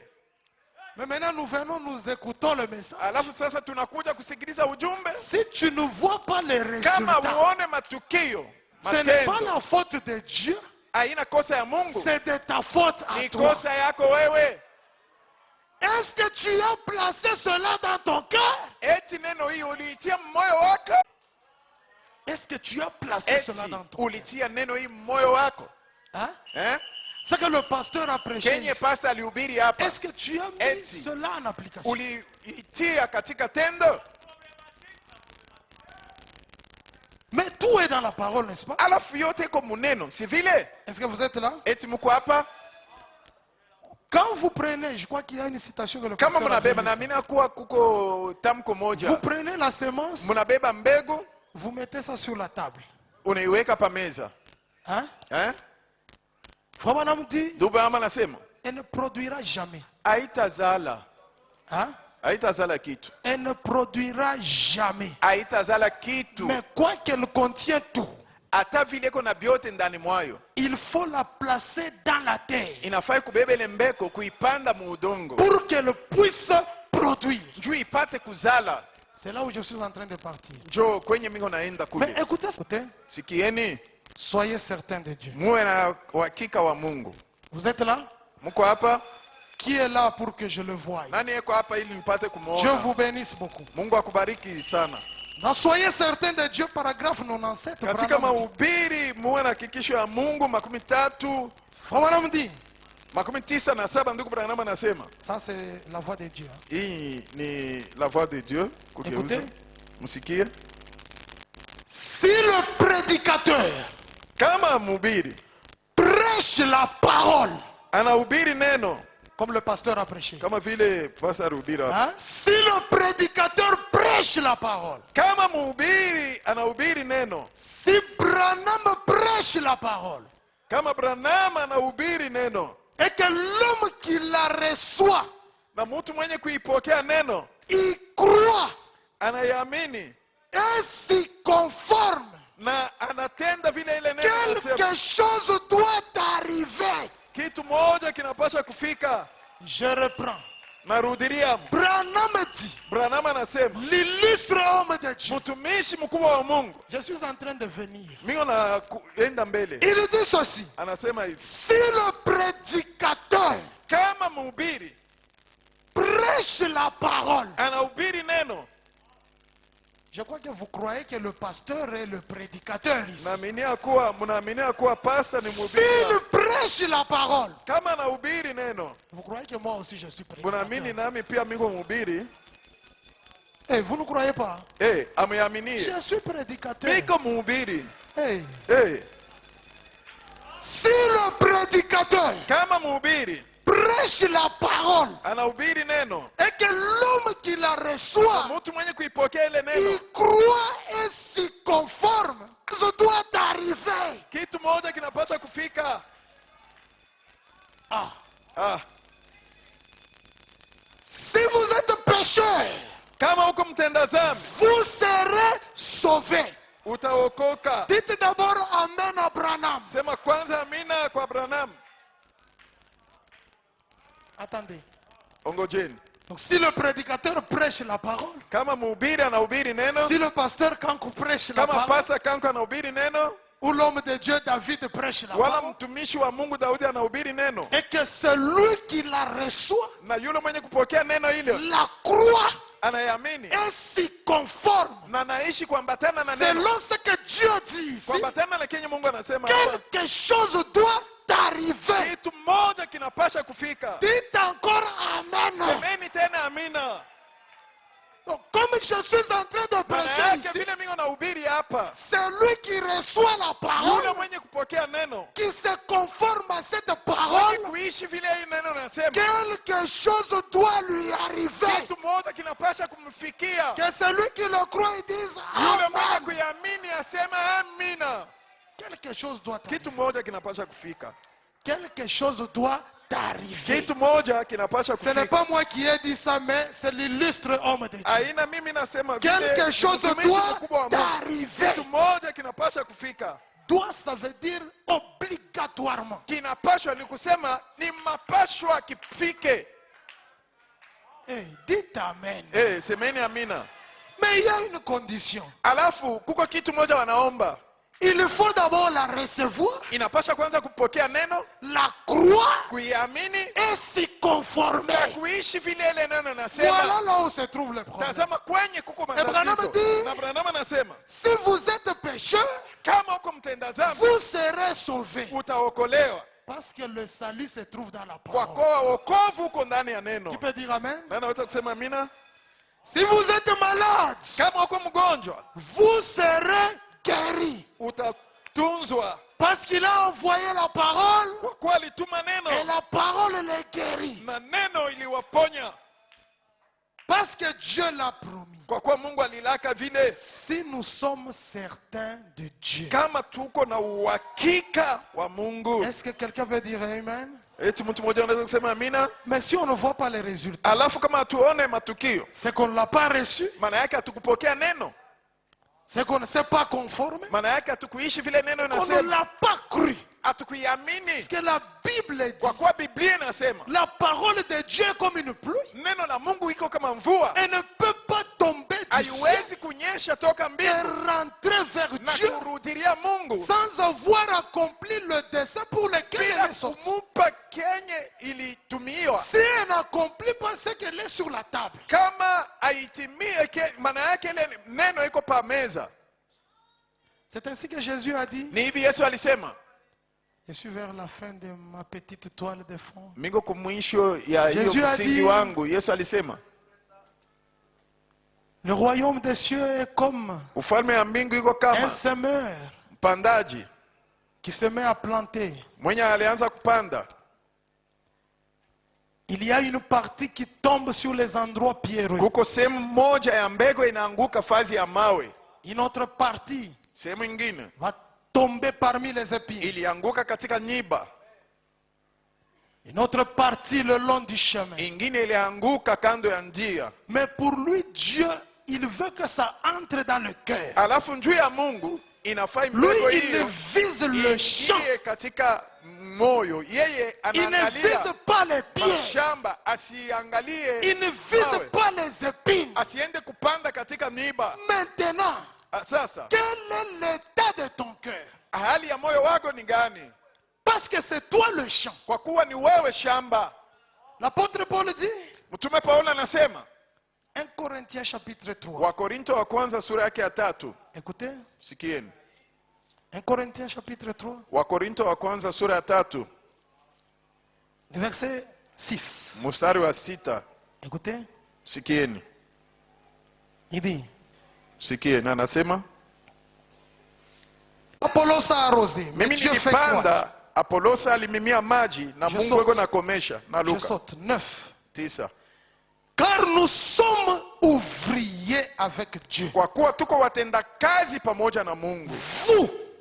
Vous êtes le champ de Dieu. Nini ni shamba la Mungu? L'édifice de Dieu. Jengo la Mungu. Vous êtes le champ de Dieu. Muko shamba ya Mungu. Votre cœur, c'est le champ de Dieu. Moyo wako ni shamba la Mungu. Quel est l'état de ton cœur Hali ya moyo wako ni gani? ce matin? Asubuhi hii Jésus dit, Yesu anasema la semence qui est tombée sur la pierre, mbegu yenye ilianguka kwenye mawe c'est celui qui écoute la parole. ni mtu mwenye kusikia Il neno, dit même Amen à la parole. anajibia hata amina kuneno. Mais Alafu quand la tentation arrive, wakati jaribu il inafika, trouve trouve là une occasion de chute. pale yeye tu ni Et neno si ya vous voyez kumwangusha. quelqu'un qui dit tous les jours Amen, Ni hivi mtaona mtu mwenye kusema il kila siku amina, jubile quand il écoute la parole. anafurahiwa wakati anasikia neno, Mais devant une petite tentation, alafu mbele akajaribu il kadogo, tombe, il tombe, anaanguka. mais il jubile quand il écoute la Alafu parole. anafurahiwa wakati anasikia Quel neno. est l'état de ton cœur? Hali ya moyo wako ni gani? Parce que sur une pierre, Kwa kuwa yule ya il n'y jiwe aura pas de résultat. hakutakuwa matukio. Jésus dit, Yesu anasema une autre va tomber parmi les épines. mbeko ingine itaenda kuanguka kwenye miba. Les richesses de ce monde. Utajiri ya dunia hii. Pendant que tu es venu ici ce matin, Wakati ulikuja hapa asubuhi, quel était l'état de ton cœur hali ya moyo wako ilikuwa que gani? tu es venu présenter à Dieu Yenye ulikuwa kumuonesha pour qu'il Mungu place la semence? ili apate kupanda mbegu. Si tu viens avec une pierre, Kama unakuja na moyo wa jiwe, tu n'auras jamais de résultat. hakutaota kitu hata kimoja. Tu écoutes la parole sous quelle onction? Unasikiliza neno chini ya upago gani? Quand tu viens de la maison là, tu es sous quelle onction? Wakati unatokea nyumbani kwako huko chini ya upago gani? Aujourd'hui le pasteur n'est pas Oh, là. leo C'est qui va pastor prêcher? ana hapo, Et kama il ni va nani prêcher quoi? Est-ce qu'il atahubiri, va kama présenter quoi? atahubiri nini eti Tu es sous quelle onction? uko chini ya upago gani? Je vais parler. Nitasema. Tu cherches les résultats? Huko unatafuta matukio. L'état de ton cœur. Hali ya moyo wako Mais kwanza. la parole est là tout. Neno iko na yote. Elle est la semence de Dieu. Neno ni mbegu ya Mungu. Ce que tu cherches là-dedans. Kenye unatafuta kile Mais tu muneno. présentes un cœur dans quel état? Sasa unakuwa na moyo katika hali gani? Hein? Eh? Écoutez, Sikieni. Jésus dit aux pharisiens, Yesu anawaambia Wafarisayo, encore la vieille Bible bénie. mara tena hiyo Jean Biblia ya 8, zamani ni chapitre kubarikiwa. 37. Yohane Écoutez, 8 il dit aux pharisiens, anaonesha Wafarisayo, est-ce que vous êtes là? eti mko hapa? Même là au fond vous suivez, hein? Hata kule kumwisho Mungu nafuata. Si vous suivez, dites Amen. Kama Mungu nafuata semeni amina. Merci beaucoup. Asante mingi. Jean 8, 37. Yohane 8:37. 36, il dit, si donc le Fils vous affranchit, vous serez réellement libre. Kama basi mwana anamitia huru, mtakuwa kweli kweli huru. 37. 37 Il dit aux pharisiens, anaonesha Wafarisayo, aux fils d'Abraham, kwa wana wa Abrahamu, aux fils de Branham. kwa wana wa Branham leo. Vous êtes fils de Branham, n'est-ce pas? Mko wana wa Branham si vile? H-A-M. HAM. Il dit, je sais que vous êtes la postérité Najua d'Abraham. kuwa nini ni uzao wa Abrahamu. Je sais que vous êtes croyants. du Najua kuwa message. mko waamini wa ujumbe. Vous êtes membre d'Elroy Mko Tabernacle. wanamemba wa Elroy Je Maskani. le sais très bien. Naijua vizuri. Il dit, Anasema, mais lakini vous cherchez à me faire mourir munatafuta kuniua parce que kwa sababu ma parole ne pénètre pas en vous. neno langu haikaa ndani mwenu. Wakati neno haingii ndani mwenu, C'est là où la vie de péché commence. ndio pale maisha ya dhambi inaanza. Et la parole Maneno ne peut pas pénétrer dans un cœur de pierre. haiwezi kuingia katika moyo wa jiwe. Là où il y a le doute, Kwenye kuko mashaka, il y a l'incrédulité. kuko kutokuamini. Là où quand on regarde seulement Kwenye le prédicateur, wakati wanamtazama tu mhubiri, anasema je vais parler. mitasema. À lui, je ne dirai pas Amen. Kwake yeye sitasema amina. À lui, je ne dirai pas Amen. Kwa mahubiri yake yeye sitajibia amina. Je ne dirai pas Amen. Sitajibia amina kwa yake mahubiri. Je disais à Likasi, Nilikuwa nasema kupale Likasi, il y a ce qu'on appelle kuko yenye wanaita les amens d'amour. amina ya mapendo. Donc tu dis Amen parce que tu aimes le prédicateur. Unasema amina kwa kuwa unampenda tu mhubiri. Hein? Eh? Quelqu'un peut même se poser la question. Mtu mmoja anaweza hata kusema Vous vous êtes en train de sauter. Pourquoi? Vous vous posez même la question. Analukaluka. Mais ni nini analuka? Unajiuliza Il pourquoi aime il le est en train de prédicateur, sauter? il l'aime. Anampenda mhubiri, anampenda. C'est pour ça qu'il jubile. Ni njoo ya ile anafurahi. C'est lui qui ne n'aime pas, il peut faire tout ce qu'il veut. Kama ni mhubiri Il yeye le asipende, regardera comme ça. anaweza kuhubiri vile yeye anataka, atamwangalia tu hivi tu bure. Pourquoi? Kwa nini? Il ne l'aime pas. Asimpende. Bon, je ne crois pas qu'il Bon. y ait quelqu'un qui ne m'aime pas. Siaminia Vous kuwa tous vous kuko m'aimez, je kuko crois. mtu asinipenda hapa. Nini wote mnanipenda na mimi. Hein? Si vous m'aimez, dites Amen. Kama mnaniaminia, mnanipenda, Que le semeni Seigneur amini. vous bénisse Bwana richement. mibariki katika utele. Mais quel est l'état de ton cœur? Alafu hali ya moyo wako ni gani? Sitaomba huruma. L'état de ton cœur est comment? Hali ya moyo wako ni gani? Hein? Tous les jours tu viens à l'église. Kila siku unakuja kanisani. Tu viens, tu t'assois sur le banc. Unakuja nikala pakiti. Hein? Le pasteur passe. Pastor anapita huko. Avant même qu'il commence à prêcher, tu te Mbele frottes déjà les ya mains. ye kuanza mahubiri, C'est très bien. unaanza kuchamuka. Ni mzuri. Il présente lui la parole. Yeye anahubiri neno pastor. Frère Branham dit, Branham anasema si le prédicateur prêche la parole, kama mhubiri anahubiri neno, je descends. nashuka. Le prédicateur prêche la parole. Mhubiri anahubiri neno. Hein? C'est lui qui écoute la parole. Mwenye kuisikia neno hii, Il la reçoit. anaipokea. Maman, unafuata, hein? Mama, tu suis hein? Il reçoit la parole. Anapokea neno. Hein? Il se conforme à cette parole. Anaishi vile neno inasema. Frère Branham dit, Ndugu Branham anasema quelque chose doit arriver. kitu moja kinapaswa kufika. J'ai dit que la parole c'est la semence. Nilisema kuwa neno ni mbegu. C'est par ici que mon sujet commence. Ni hapa ajili yangu inaanza. La parole c'est la semence. Neno ni mbegu. Elle contient tout. Iko na yote. Mais Alafu elle doit venir sur une terre préparée. inapasha kuja pa udongo yenye walichupula vizuri. Vous vous souvenez du parent rédempteur? Mnakumbuka mzazi ndugu mkombozi Quand il payait le prix, wakati alikuwa analipa bei, hein? Pour récupérer le champ là ili kubeba ile shamba tena qu'il venait de racheter, yenye alitoka kukomboa, il fallait ilifai couper la mauvaise herbe kukata majani pour mbaya y planter la bonne juu ya semence. kupanda mbegu mzuri.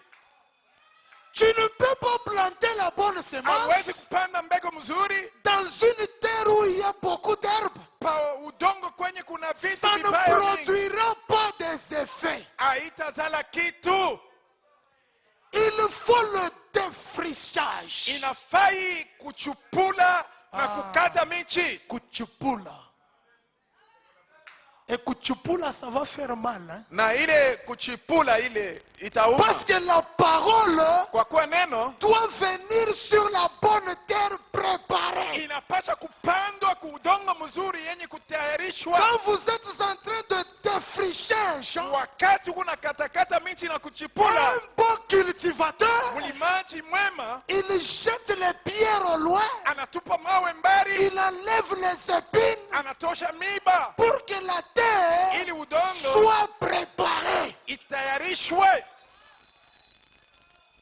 Et quand la terre est Na préparée, wakati udongo unatayarishwa, Branham dit, Branham anasema elle reçoit la première pluie. inapokea mvua ya kwanza yenye Branham anaita mure, La pluie de la première saison. mvua ya wakati ya kupanda. Parce que la terre Kwa udongo doit avoir une certaine humidité. inapasha kuwa na ubaridi fulani. Et la pluie qu'elle doit recevoir, Mvua anapasha kupokea. Branham dit, Branham anasema c'est le Saint-Esprit qui est dans la parole. ni Roho Mtakatifu mwenye kuwa katika neno.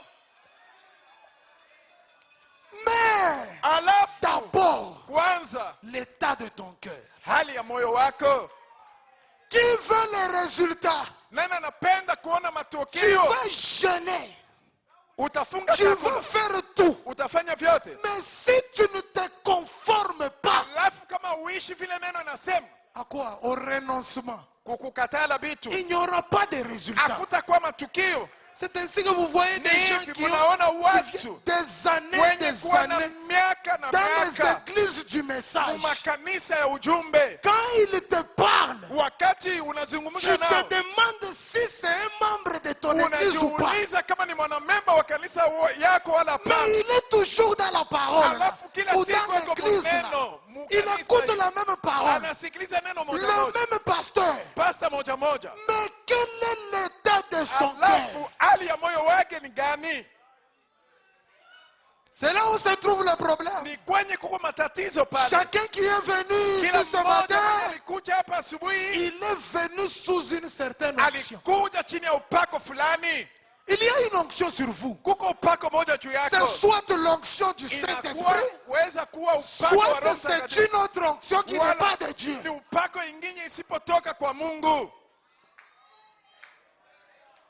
Pour qu'il y ait des résultats, il faut commencer d'abord par enlever ces choses.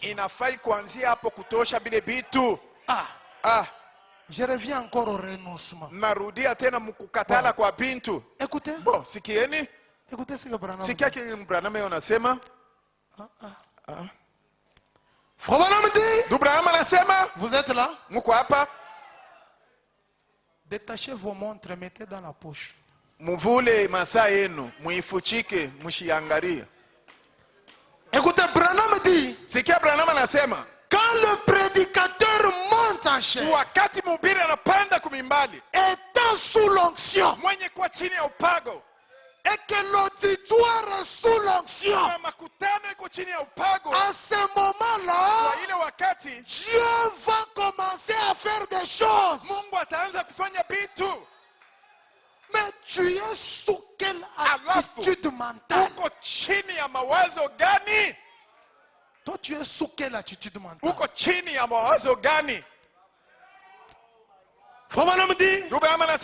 Je peux étudier toute la nuit. Je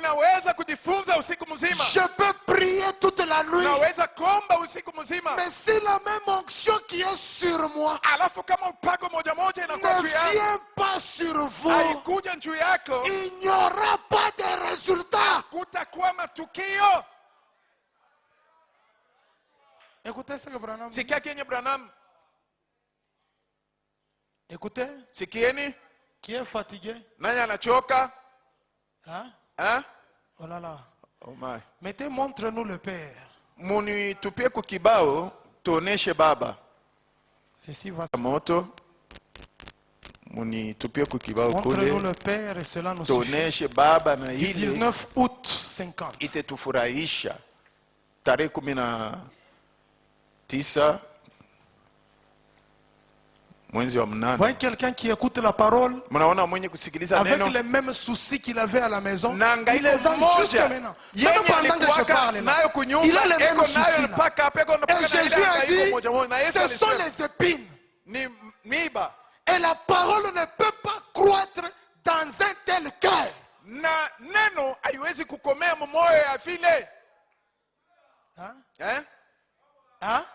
Hein? Jésus a dit, qui donc par ses inquiétudes peut ajouter une seule coudée à la durée de sa vie? Même si tu t'inquiètes pour l'argent, ce ne sont pas tes inquiétudes qui te donneront l'argent. Par contre, ça te tue. Et la parole en toi n'aura pas de résultat. Jésus a dit, à chaque jour suffit sa peine. Réjouissez-vous parce qu'il vous a donné la vie. Jésus a dit, la vie que vous avez, c'est plus que la nourriture et les vêtements. Et l'apôtre Paul dit, le royaume de Dieu ne consiste pas dans le boire et le manger. Ce n'est pas ça. Montre-nous le Père et cela nous suffit. Tuoneshe Baba na ni basi. Du 19 août 50. Tarehe 19 mwezi wa mnane mwaka 15. Paragraphe 41. Karasa wake 41. Paragraphe 41. Karasa wake 41. Il dit ceci. Anasema hivi. Oh là là. Oh my. Voilà, on me dit. Ndugu Brahma asema Ici, ça va s'éteindre, mais on va lire là-bas. moto itaisha mkompyuta yangu, moto utasoma Il kule. dit ceci. Anasema hivi. Maintenant, Sasa cultivez. njuu ya kulima. Vous êtes là? Mko hapa? Pour cultiver. Njuu ya kulima shamba. La première chose, Kitu ya kwanza c'est apprêter la terre. ni kutayarisha udongo. Vous êtes là? Mko hapa? La première chose, Kitu ya kwanza pour cultiver, juu ya kulima shamba, on apprête d'abord la terre. kwanza tunatayarisha udongo. Est-ce vrai? Eti ni kweli? Est-ce que c'est vrai? Eti ni kweli? On en retire toutes les mauvaises herbes, Tunatosha majani yote mbaya, les ronces, miba, les plantes rampantes. ile majani yenye kutambaa. C'est l'incrédulité et le doute. Ni kutokuamini na mashaka. Ôtez cela de votre cœur. Ondosha ile moyo wako, Ôtez cela de votre cœur. ondosha ile katika moyo wako. Apprêtez-vous. Ujitayarishe, Ensuite, na kisha le champ est défriché. ile shamba inachipulka. Ôtez le doute Toosha mashaka et l'incrédulité à la parole. na kutokuaminia neno, Ensuite, na kisha hein, le champ est défriché. ile shamba imetengenezwa. Le doute. Sagesse contre la foi. Hekima juu ya imani 262. yenye kupinga imani. Fawana mdi. Ndugu Brahma anasema Comment la parole, la vraie parole de Dieu, namna gani neno la kweli la Mungu peut-elle croître inaweza kukomea parmi ses membres d'église, katikati ya wanamemba wa kanisa aux cheveux coupés, wenye kukata nywele, portant ses shorts, wenye kuvala tuputula tunene, fumant la cigarette, wakifuta tumbago, flânant la jouer au jeu de boules? weko pale wakicheza michezo. Comment peut-elle le faire Namna gani inaweza kukomea alors que de telles masses de gens qui aiment et cherchent le plaisir sont là japo hiyo umati ya watu wenye kuwa pale et kutafuta aiment de telles, furaha na wenye telles kupenda choses? bintu kama bile, Ils aiment le monde. wanapenda dunia. Comment l'amour de Dieu peut-il entrer? Namna gani mapendo ya Mungu inaweza kuingia? Comment la semence de Dieu Namna gani mbegu ya Mungu peut-elle croître Ina- sur un tel terrain? komea muudongo kama huu? Elle ne prendra jamais racine Haitatia mizizi kamwe, et elle ne portera jamais la vie. haitatoa uzima hata mara moja. Sont de préparer le culte. Ni kwa maana kuna namna moja hivi kutayarisha Ce n'est pas ibada. seulement le prédicateur qui prépare le Haina mpaka culte, mhubiri anatayarisha ibada, mais chacun doit préparer le alafu culte kila chez lui. mmoja anapaswa kutayarisha ibada kwake nyumbani. Enlever toutes ces choses. Tosha hii bintu vyote, Hein? Enlever les mèches. kuondosha hiyo mameshi, C'est la mauvaise herbe. ni majani mbaya. Je vais parler. Nitasema Hein?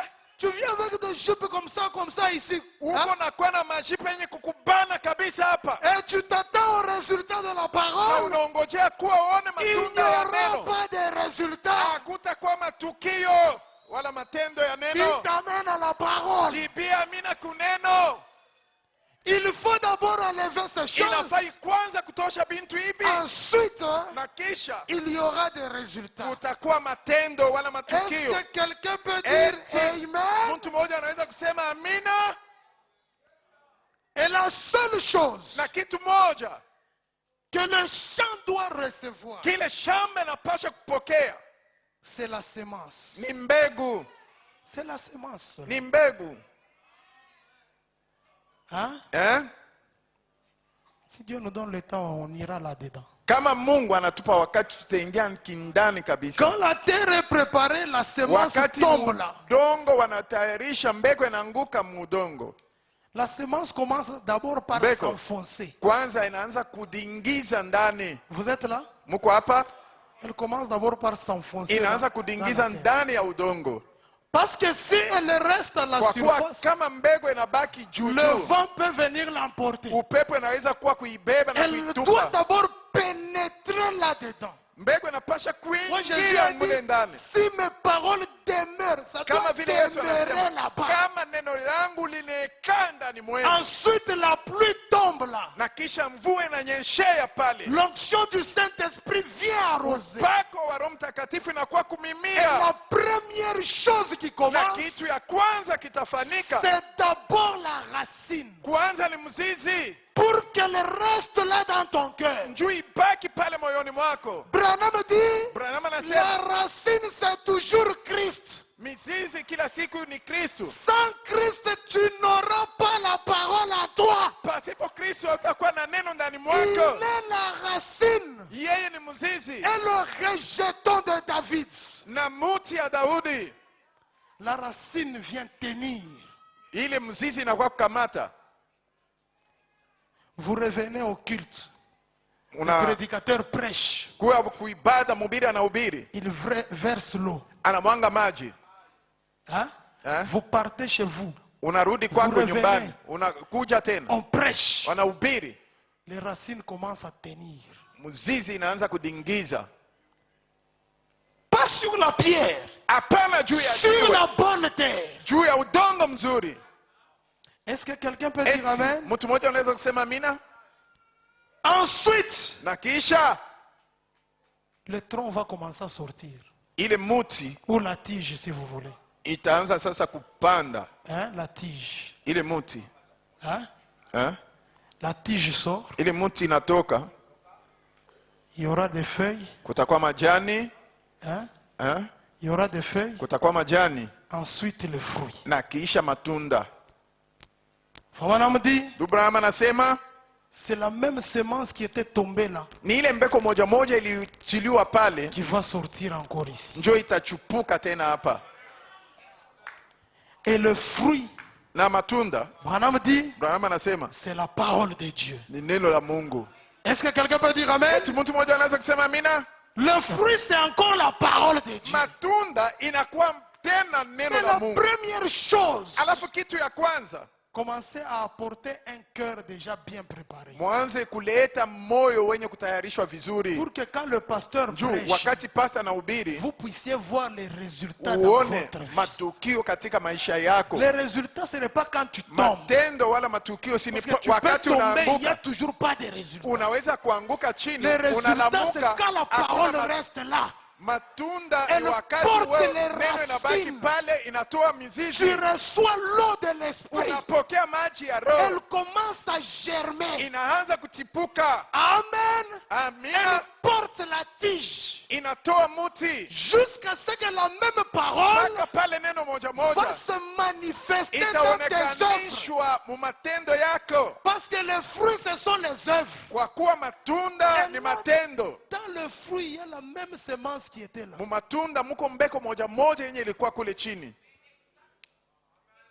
Qui peut dire Na naweza amen? kusema amina. C'est pourquoi je Ni kwa termine. maana nataka kumaliza. Donc, je vais arrêter. Hein. Nitasimamisha. La Bible dit dans Biblia Galates, inasema katika Wagalatia, Wagalatia au chapitre 5, sura yake 5, chapitre 5, Wagalatia sura yake 5, excusez-moi, nirumie, écoutez, sikieni, verset 22. mstari wa 12. Mais le fruit de l'esprit, Alafu matunda ya Roho, non, non, lisez bien. alafu tunda ya Roho C'est un seul fruit. ni tunda moja. Fabanam dit c'est la Dubra parole de anasema Dieu. ni neno ya Mungu. La Bible ne dit pas les fruits de l'esprit ce sont. Biblia isema matunda ya Roho ni haya. Le fruit de l'esprit, Tunda ya Roho c'est l'amour, ni mapendo, c'est la joie, ni furaha, c'est la paix, ni amani, c'est la bonté, ni wema ou la patience, wala la uvumilivu, bonté, la wema, bénignité, wema, la fidélité, uaminifu, la douceur, upole, tempérance. kujizuia, C'est cela le fruit de l'esprit. njo ile matunda ya roho. Mais quand tu prends le fruit là, Wakati unabeba tunda ile, vous prenez quelqu'un qui a la tempérance. unabeba mtu Si vraiment il a reçu la parole, kama kweli kweli alipokea neno, dans cette tempérance là, il y a encore la parole de Dieu. mule mkujizuia mule muko tena neno la Mungu. C'est que dans un fruit, il y a toujours la semence là. Ni hivi ndani ya tunda moja La muko même mbeko semence qui mule. était tombée à terre. Ile mbeko moja moja C'est ilipandwa celle qui mududongo. agit encore dans les Ni chrétiens. ile kona tenda tena ndani ya Ce ne mwamini. sont pas les choses qu'il force. Haina vitu vyenye na Mais sukuma quand vous sukuma. le regardez, Wakati vous unamwangalia, voyez qu'il y a toujours la parole ona là-bas. kuwa kuko paka neno mule. Oh là là. Mais s'il s'est greffé, Alafu kama alijichomeka, regardez que le fruit là, mtaona kwa ile tunda ile. si on vient à un arbre, je suis en train d'arrêter. Hein. Kama kufika kumuti moja, On a greffé par unachomeka tawi moja kumuti. ça peut-être c'est l'orange, ici on Isa greffe. zingine ni citron. orange, huku banachomeka muti ya citron, Ça aura des citrons ici. ya ndimu, Mais kutakuwa ndimu. la semence qui est là, ce n'est pas celle qui était Sasa entrée ici. ile mbego itakuwa huku kuiri tawi, haina njoo ile walipanda huku chini. Comment toi on te prêche la parole, Namna gani wewe tu dis que unakubiri tu la neno, reçois, unasema mais tu kwa manifestes unaipokea, la haine. alafu unaonekanisha chuki. Tu es une plante originale ou bien greffée. Uko muchi yenye lipandwa kumwanzo, wala uko ritawi yenye Parce qu'une wanachomeka. plante originale, Njoo ile muti waliotesha quand kumwanzo, vous prenez la mangue, wakati unabeba yembe vous découpez la mangue. unakata hayo, Là-dedans, mule il y a ndani la semence qui était tombée ici. muko mbego yenye walipanda kule chini. Mais un arbre greffé, Alafu, vous ne trouverez pas la semence qui est là. ritawi yenye balichomeka kumuti, hautachuma ako mbeko yenye waliotesha C'est kule que chini. frère Branham dit, Njoo vile ndugu Branham tel anasema, que nous sommes dans vile l'église, tuko hapa il mkanisa, y en a qui sont greffés à la parole. weko hapo ni matawi balichomeka tu Ils kuneno, se sont greffés à l'église. walijichomeka Mais kukanisa. quand tu regardes leurs œuvres, Alafu wakati unaangalia matendo ça yao, n'a rien à voir avec la parole qui était tombée à terre. haiambatanishwe na neno yenye walipanda muudongo. Il faut que ce soit la même Inafaa iwe neno mbeko moja qui moja était tombée là à l'est, yenye walipanda kule kupande asubuhi là-bas kule à Golgotha, Golgotha, celle qui a été enterrée. yenye walizika, C'est celle qu'on doit voir ni ici. yenye tunapasha kuona hapa. Est-ce que quelqu'un peut dire Eti amen? mtu mmoja anaweza kusema amina? Mais Alafu quel est l'état de ton cœur d'abord hali ya moyo wako ni gani kwanza, pour qu'on en arrive là? ili tupate kufikia Ce kumbegu. matin, tu as présenté quel genre de cœur? Asubuhi hii ulileta aina gani ya moyo? Est-ce que c'est un Eti cœur ni moyo avec des pierres na mawe ou bien wala avec des épines? ni moyo wenye kuwa na miba Hein? Alors que on va nous Wakati chanter ile quelque chose, il est wata- 12h45. tumia ako wimbo J'arrête par là, mmoja. que le Seigneur vous Nasimamia hapa, bénisse. Bwana mibariki. Pimba. Tu